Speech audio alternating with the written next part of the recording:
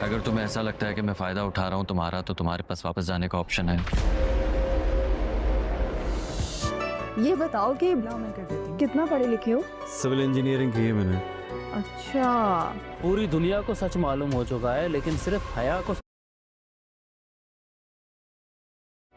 ٹھیکیدار ہو؟ آج کے بعد اس گھر کی دہلیز پار مت کرنا. سمجھو مر گئے ہم تمہارے لیے.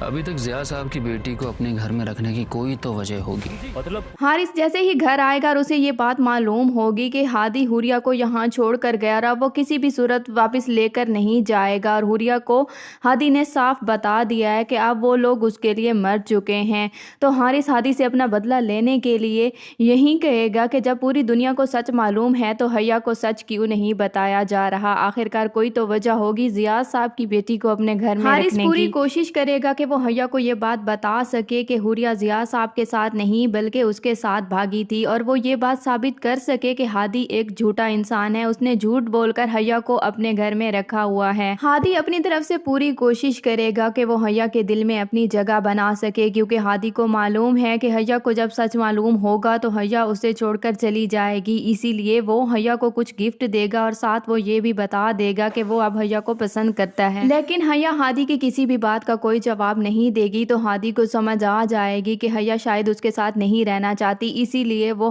حیا سے کہے گا کہ تمہارے پاس دوسرا آپشن بھی موجود ہے. تمہیں اگر یہ لگتا ہے کہ میں تمہارا فائدہ اٹھا رہا ہوں یا زبردستی تمہیں اس گھر میں رکھا ہوا ہے تو تمہارے پاس دوسرا آپشن ہے، تم اپنے گھر واپس جا سکتی ہو.